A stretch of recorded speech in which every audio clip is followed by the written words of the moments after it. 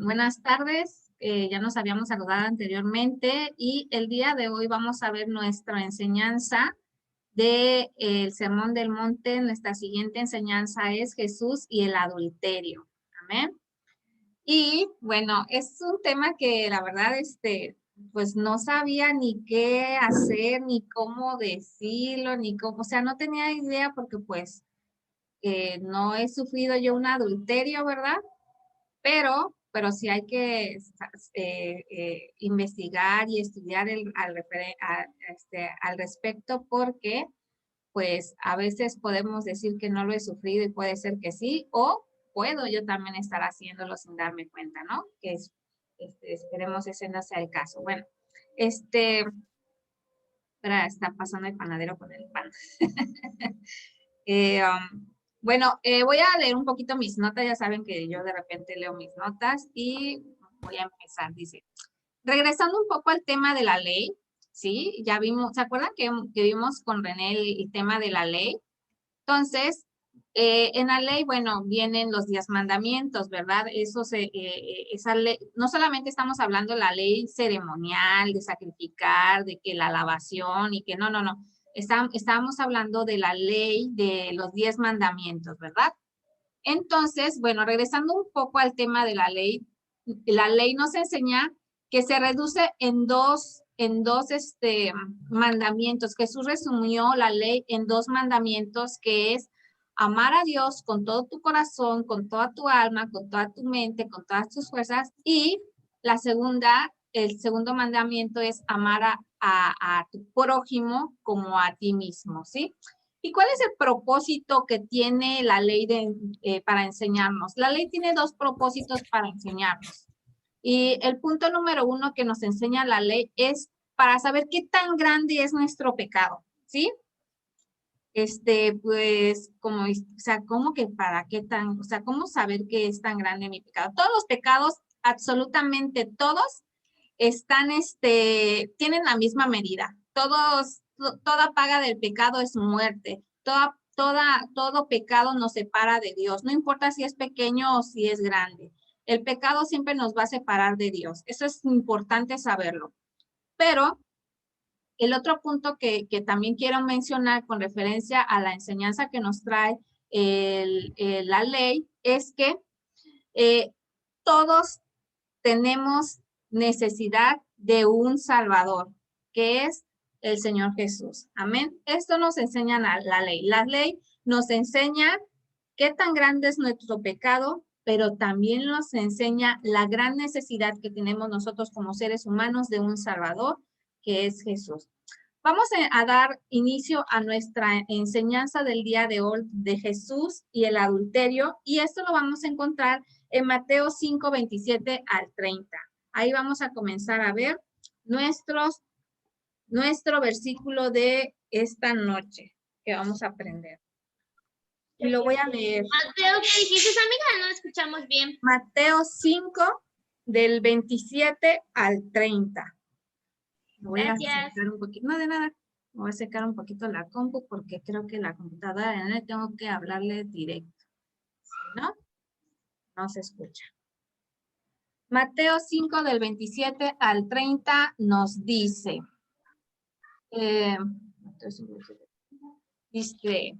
oíste que fue dicho, no cometerás adulterio, pero yo os digo que cualquiera que mira a una mujer para codiciarla, ya adulteró con ella en su corazón. Por tanto, si tu ojo derecho te es ocasión de caer, sácalo y échalo de ti, pues mejor te es que se pierda uno de tus miembros y no que todo tu cuerpo sea echado al infierno. Si tu mano derecha te es ocasión de caer, córtala y échala de ti, pues mejor te es que se pierda uno de tus miembros y no que todo tu cuerpo sea echado al infierno. Amén. Ahora bien, aquí en mis notas puse, vemos bueno, no es cierto, perdón, es que comencé a escribir, pero no lo escribí, mejor hice una diapositiva y es la primera diapositiva que voy a compartir el día de hoy. Y les dije que me puse de ñoña y puse, a ver, dice, veamos un poco de las estadísticas. Esto se ha vuelto como, el adulterio se ha vuelto como una epidemia. O sea, ya es tan normal de que, o sea, ya la juventud ya no se casa pensando en como nuestros abuelitos o como nosotras mismas, de que, ay, hasta que la muerte los separe y cuando estemos viejitos. No, ahora ya se casan para ver cuánto tiempo, a ver si duramos, a ver si, es más, ya ni se casan. Dice, ¿para qué me caso si no necesito un papel? Ya llevamos como 15 años viviendo juntos, 20 años viviendo juntos y pues no necesito un papel, pero esto no es así. Se ha vuelto una epidemia. De repente también he escuchado matrimonios que dicen, ay, bueno, si ya llevamos 15 años juntos y resulta que mis amigos también y nada más firmaron el papel y se divorciaron. O sea, eso como que no funciona, pero no, no es así. Vamos a ir descubriendo poco a poco que esto del, ¿cómo se llama? Del adulterio, de los divorcios, están a la orden del día, ¿sí? Y más aquí en nuestras, en Cancún se da muchísimo adulterio. En la hotelería se da muchísimo adulterio, bueno, ya vamos a ir viendo poco a poco por qué se dan el adulterio y todo esto. El adulterio ya se ha vuelto algo muy ligero, hay hoy en día, pero realmente no es ligero porque Dios habla de esto en su palabra, ¿sí? Voy a comenzar a compartir mi primer, ¿cómo se llama? Mi primer diapositiva. Y está. Y vamos a ver lo siguiente. Estadísticamente, a ver, déjeme volverle por acá.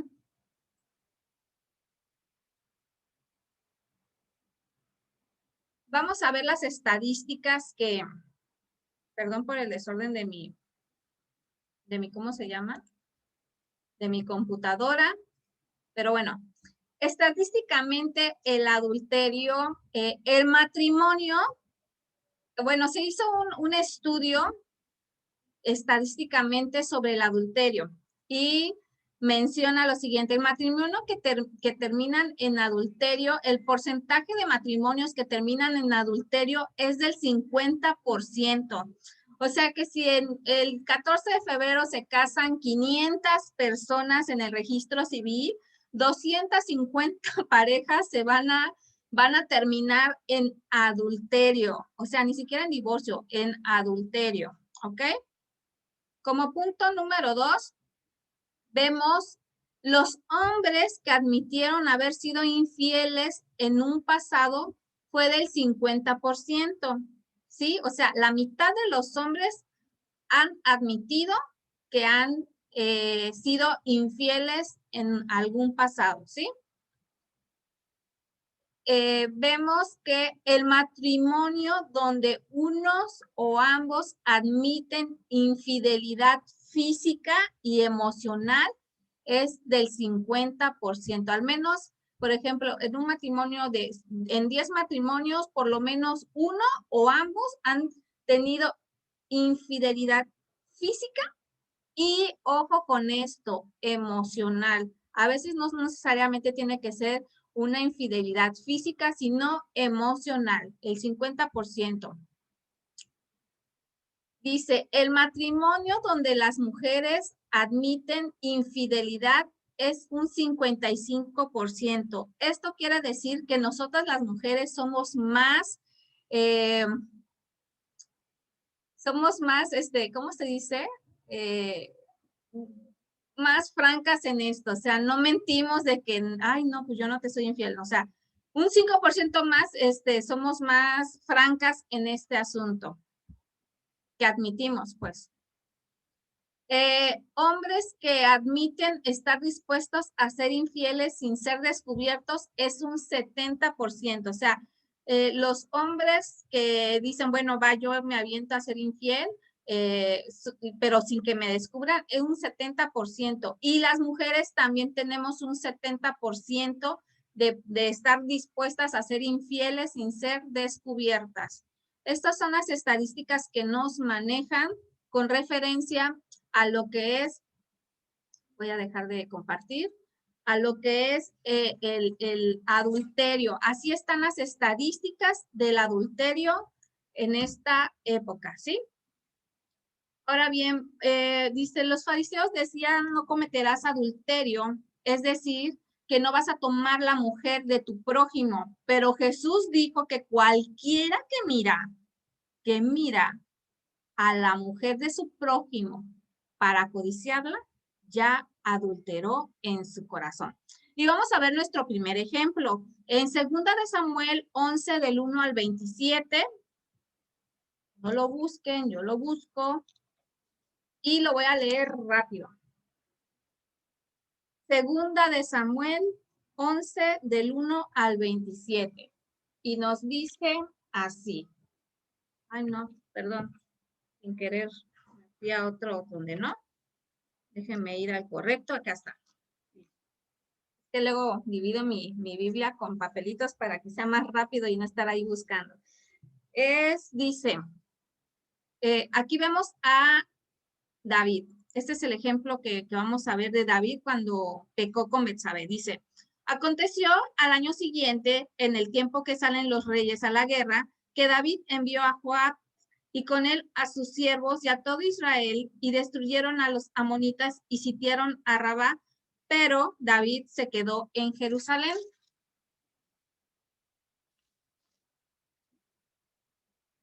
Escuchen, lo voy a volver a repetir porque esto es muy importante.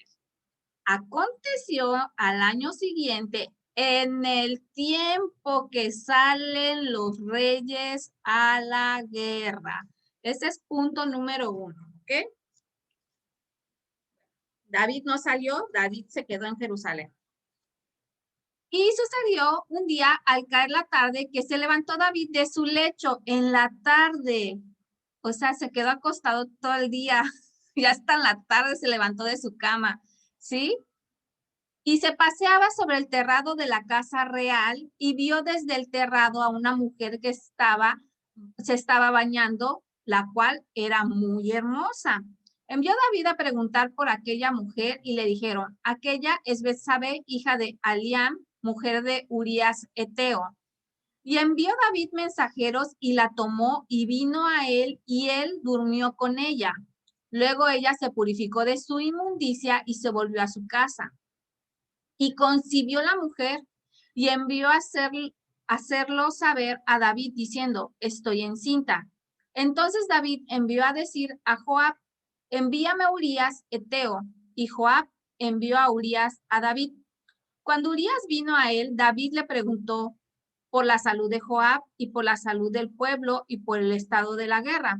Después dijo David a Urías, desciende a tu casa y lava tus pies, y saliendo Urías de la casa del rey, le fue enviado presente de la mesa real. Mas Urías durmió a la puerta de la casa del rey con todos sus siervos de su señor y no descendió a su casa. E hicieron saber esto a David diciendo, Urías no ha descendido a su casa. Y dijo David a Urías, ¿no has venido de camino? ¿Por qué no descendiste a tu casa? Urías respondió a David, el arca e Israel y Judá están bajo tiendas, y mi señor Joab y los siervos de mi señor en el campo. ¿Y había yo de entrar en mi casa para comer y beber y dormir con mi mujer? Por vida tuya y por vida de tu alma, que yo no haré tal cosa. Y David dijo a Urías, quédate aquí hoy y mañana te despacharé. Y se quedó Urías en Jerusalén aquel día y el siguiente. Es hasta el 27. Dice, y David lo convidó a comer y a beber con él y hasta embriagarlo. Y él salió a la tarde a dormir en su cama con los siervos de su señor, mas no descendió a su casa. Venida la mañana, escribió David a Joab una carta, la cual envió por mano de Urías.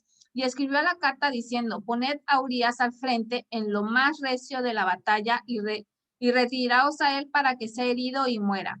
Así fue que cuando Joab sitió la ciudad, puso a Urías en el lugar donde sabía que estaban los hombres más valientes. Y saliendo luego los de la ciudad pelearon contra Joab y cayeron algunos del ejército de los siervos de David y murió también Urías Eteo.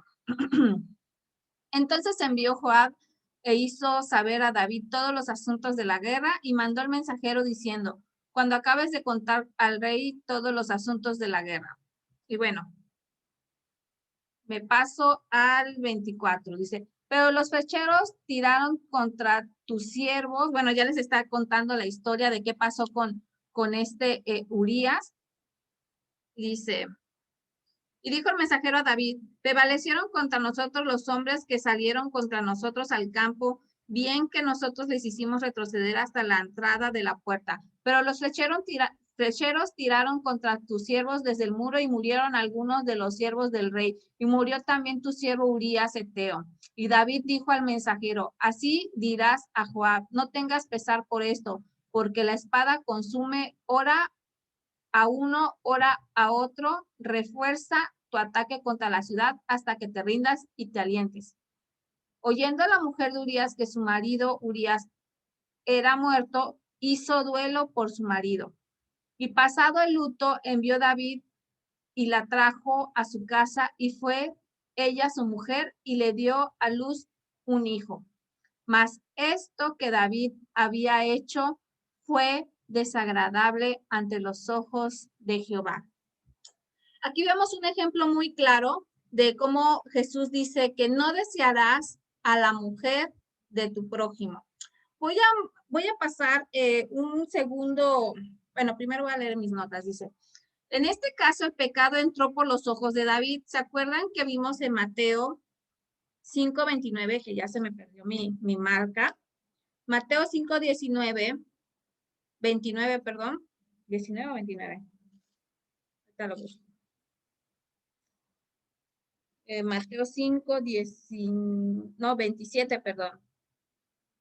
Pero yo os digo que cualquiera que mira a una mujer para codiciarla ya adulteró con ella en su corazón. Y así comenzó este pecado de David. Entró por los ojos. Amén. David la codició, la deseó y eso la llevó a tomarla y a hacer cada vez más grande su pecado.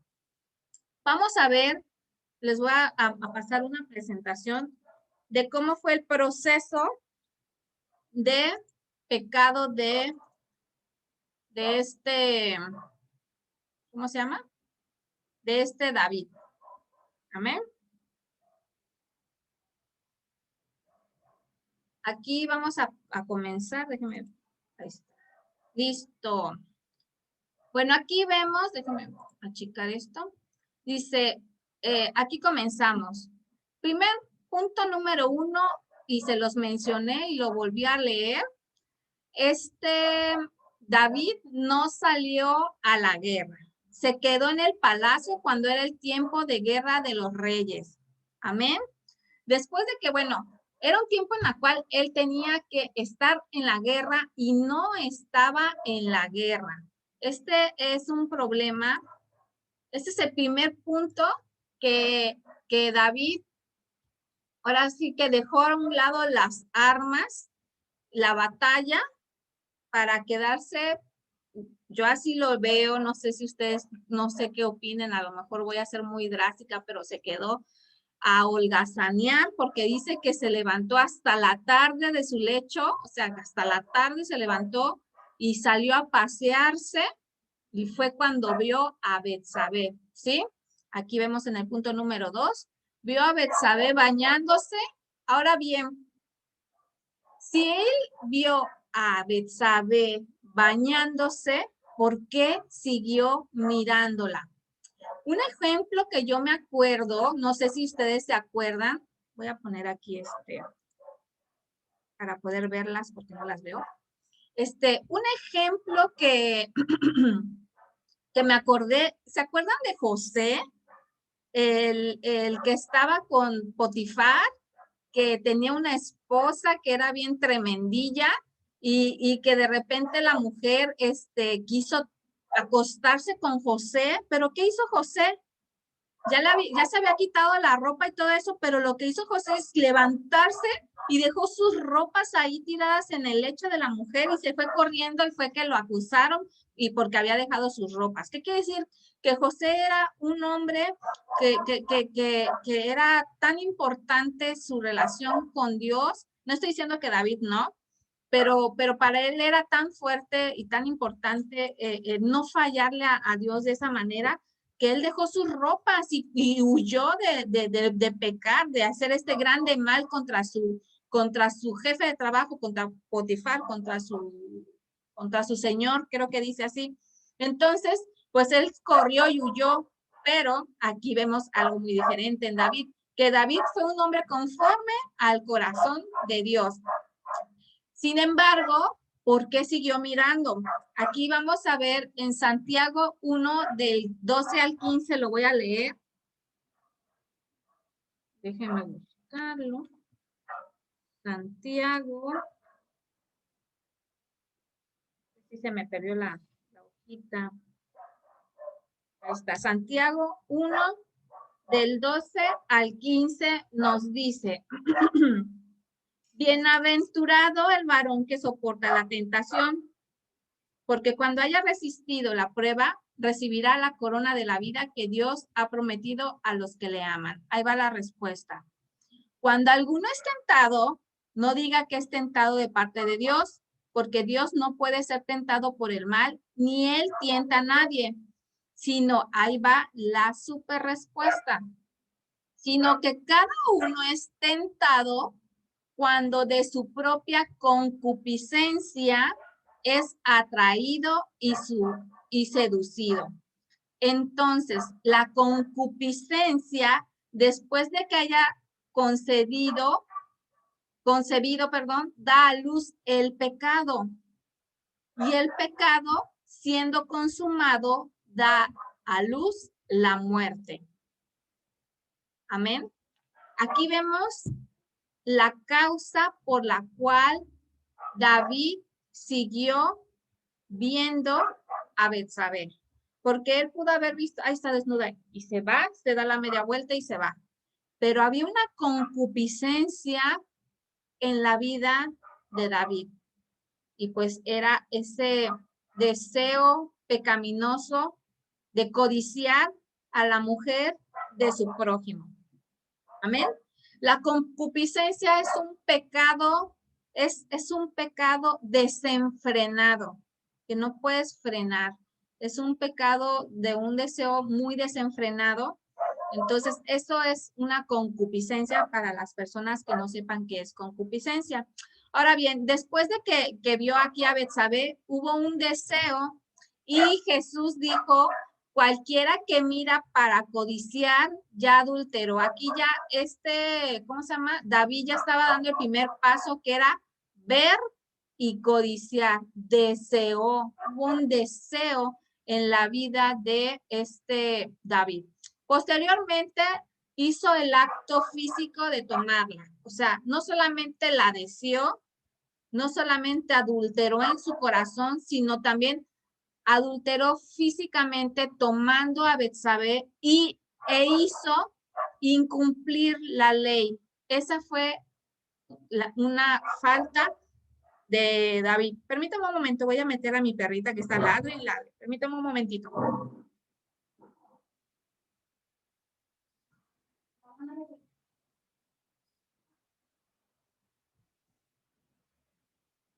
Listo. Posteriormente nos vemos que aquí abajito, su pecado trajo un fruto. Ese fruto era el niño. Cuando se vieron como que, o sea, imagínense que no hubiera habido, ¿cómo se llama? Un fruto que era el bebé que tenía en su vientre. Entonces, pues ahí se acaba todo y nadie se dio cuenta ni nada. Pero como había un fruto que era ese bebé, dijo, no, pues, o sea, o sea, si se vieron descubiertos los dos. Amén. De tal manera que comenzó, ahora sí, como les dije la semana pasada, a hacerse de la pequeña bola de nieve, se comenzó a hacer grande, grande, grande, y ya no pararon este asunto no solamente de tener ese acto físico, sino que ya hubo ese fruto y tenían que tapar ese hoyo, ahora sí como esta, ¿cómo se llama? ahora sí como Adán y Eva, ¿no? Que dice, bueno, pues la mujer que tú me diste, ¿no? O sea, no se quiso hacer responsable, sino que quiso tapar ese pecado, ¿sí? Como este Adán quiso tapar el pecado, como que, pues es que la mujer que tú me diste, o sea, ¿me explico? No sé si me expliqué o no. Ahora bien, después de que su pecado trajo un fruto, también hubieron otros pecados aparte del adulterio, amén, que por ejemplo era tomar el nombre de Dios en vano. ¿Cómo que tomar a Dios en vano? ¿Pero por qué? Pues ¿por qué? Porque esta mujer, Betsabé, era una mujer casada, una mujer que hizo votos delante de Dios, prometiendo de ser fiel a su esposo, de prometer esa fidelidad, ese voto delante de Dios, y ahí se tomó el nombre de Dios en vano. No se cumplió ese voto, esa promesa ante Dios de ese matrimonio. Amén. Obviamente también se cometió el adulterio, ¿sí? Se hurtó. ¿En qué aspecto? En que David le robó a su mujer, a su prójimo, ¿sí? Y acuérdense que uno de los mandamientos es no robarás, que no tomarás lo que no es tuyo para hacerlo tuyo. Sin embargo, David tomó a Betsabé, que no era de ella, que era de su prójimo, y la hizo suya, ¿sí? Amén. También dieron falso testimonio, o sea, mintieron de alguna manera pues, por el pecado que habían cometido, ¿verdad?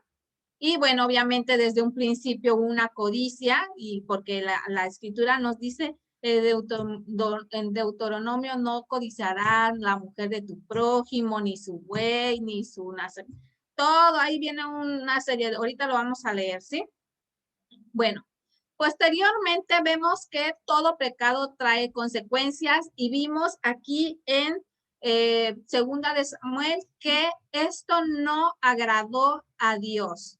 O sea, esto trajo un desagrado a Dios en su corazón. El hombre conforme al corazón de Dios desagradó a Dios.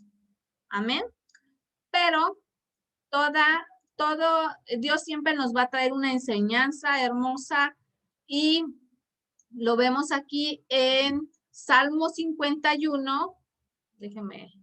En el Salmo 51 nos dice que Dios siempre va a traer redención cuando hay un corazón arrepentido. Y efectivamente, el rey David tuvo un corazón arrepentido. En los siguientes capítulos de Segunda de Samuel, ahí vemos al profeta Natán, que fue y le dijo a David, le contó una historia, y que se indignó David, pero que dijo, al final de cuentas, le dijo, esta historia eres tú, y él se arrepintió mucho y escribió este Salmo 51. Amén. Y bueno, voy a salirme de aquí. Listo. ¿Cómo vamos de tiempo? Bien, vamos bien de tiempo. Ahora bien, acabamos de ver lo que es el proceso del pecado de David. Ahora bien, voy a poner esto, perdón, es que como estoy guiándome con mi libreta, ya no me di cuenta que tenía otras cosas que compartir. Voy a volver acá. No es perdón. No es esto, perdón.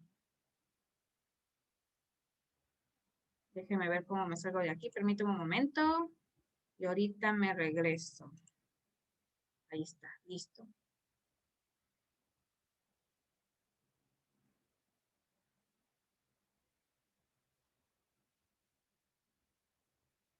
Hago por acá y me voy al siguiente. Me voy a la siguiente. Ahora bien, nos vamos a este punto que es, déjeme que termine de abrir. una presentación que hice. Déjenme ver que se abra. No sé si se abrió aquí. Ahí está.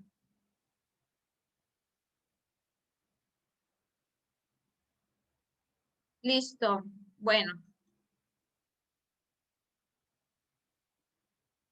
Ahora bien, razones por la cual el adulterio ha aumentado.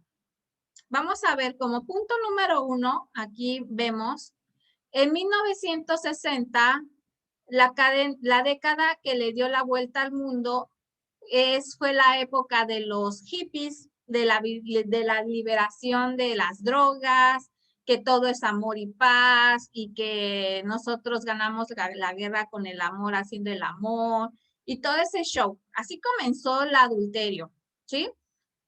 Digo, el adulterio siempre ha existido, sin embargo, esa revolución de libertad en muchos aspectos, libertad sexual, libertad de muchas cosas, se comenzó a dar en 1960, ¿sí? En 1970, aquí vemos, está la época de la revolución sexual. Ahí se da la introducción de la pastilla anticonceptiva, se comienza a hablar del aborto, del beneficio de abortar, de que pues, ahora la mujer ya no quiere un bebé, pues ahora lo aborta. Eso lo estamos viendo hasta ahora. Se sigue viendo ese tema del aborto, si es legal, si no es legal, etcétera. Y bueno, pero en esta época se comenzó a introducir lo que es el aborto, las pastillas anticonceptivas, y eso trajo esa revolución sexual, esa libertad sexual en las mujeres y también en los hombres, pero más en las mujeres. Ya fue un poco más, como vamos a decirle, como más libres para ellas, el hecho de querer tener esa libertad sexual, ¿verdad? Otro punto dice, las mujeres comienzan a liberarse en su sexualidad y esto trajo como consecuencias la liberación femenina, que actualmente seguimos con ese movimiento del feminismo, y no solamente aquí dice, y este movimiento no solo es sexual, sino sino que es todo un movimiento feminista rebelde, ¿sí? Que ahora se ve claramente en nuestra sociedad. O sea, antes las mujeres querían, pues, no, sí queremos, pastillas anticonceptivas, queremos ser más libres, tener libertad sexual y los tabúes, por ejemplo, de la menstruación, que ya no sea un tabú, sino que ahora se pueda, no sé si alguna, yo me acuerdo cuando era niña, hace como casi 40 años,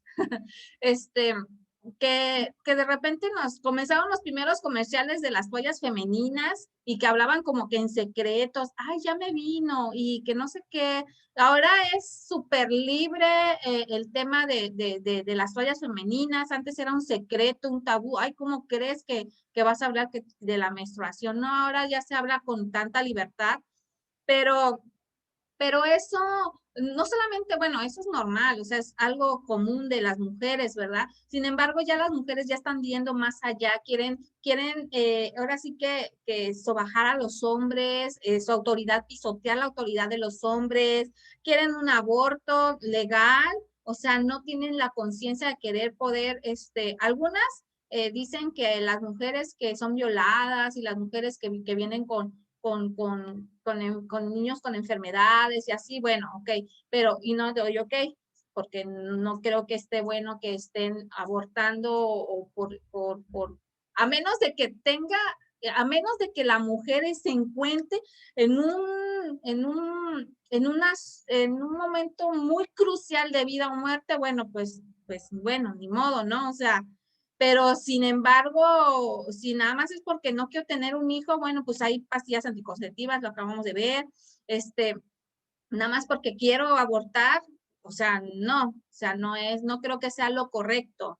Les decía yo, el pisotear a los hombres en su autoridad, en que ellas son mejores que los hombres. Sí hay mujeres que sí son mejor que los hombres en muchos aspectos, pero eso no, creo que lo incorrecto, perdón, creo que lo incorrecto es que vengan a pisotear a una autoridad como el hombre, ¿no? Bueno, hay muchas cosas, pero bueno, vamos a continuar con lo que debemos de seguir, que es con el adulterio, no con el feminismo. Bueno, esto trae como consecuencia un desenfreno, esa rebeldía feminista viene a traer un desenfreno, los valores humanos se están perdiendo, pero antes de que comiences a perder los valores humanos, pierdes primero la vergüenza. O sea, ya no te da nada de vergüenza que si te ven con el marido saliendo con el amante saliendo del motel, o sea, ya no les interesa absolutamente nada. El sentido del deber, ¿qué es el sentido del deber? Que cuando tú estás casado con una persona, pues tú le debes el respeto, le debes el amor, la paciencia, todo eso se lo debes a tu esposo, ¿no? Y viceversa, el esposo te lo debe a ti, ¿no? Y también se va quitando, se va perdiendo el sentimiento de culpa, ya no hay culpabilidad, ¿no? Porque lo clásico que de repente escuchamos, bueno, es que el hombre lo hace, nosotras las mujeres, ¿por qué no? No, es que realmente no se trata de eso, sino nosotros estamos tratando de entender y de comprender lo que Jesús nos enseñó a través de lo que es el adulterio. Amén. Vamos a seguir con Actualmente en la sociedad vemos jornadas de trabajos largas, viajes largos de trabajo, ausencias largas de casa, no de cada, sino de casa. Ahí se me fue una letra mal. Y de familia. Esto va mermando en nuestra sociedad, en el matrimonio. Las jornadas de trabajo que son largas, ya dejas de convivir con tu familia, dejas de convivir con tus hijos, viene la ruptura de la comunicación, viene el enfriamiento en el matrimonio, y con esto hay que tener mucho cuidado. Amén. Bien, dice, el adulterio se da cuando un hombre y una mujer casados comienzan a descubrir sus emociones, sus luchas conyugales y emocionales con otra persona que no sea tu cónyuge. Estamos hablando de un adulterio emocional, ¿sí? Cuando abres tus emociones y tus sentimientos con otras personas que no sean tu cónyuge, casi todos los adulterios en mujeres comienzan aquí, con ese adulterio emocional. Ahorita lo voy a ir explicando poco a poco. Me está quedando 1 minuto 18 segundos, me voy a apurar, porque luego ya no me va a dejar ¿cómo se llama? Compartir, se me alenta la computadora. Dice, adulterio mental es cuando el adulterio emocional comienza a avanzar y uno o alguno de los dos comienzan a imaginar qué pasaría si tuvieran ese contacto físico con el otro. Es donde más se da el campo de batalla. Ahí se pierde o se gana la batalla. Pues antes de caer físicamente, ya caíste mentalmente. Amén. El adulterio siempre tendrá un sentido espiritual, ya que Dios nos enseña que ya no son dos, sino uno, lo que conlleva a que haya un amarre o una ligadura. Vamos a dejarlo hasta aquí para abrir nuestra siguiente liga. A ver si me puedo conectar otra vez a mis presentaciones. Y las dejamos aquí. Ahorita mando la siguiente liga. Déjenme ponerle esto.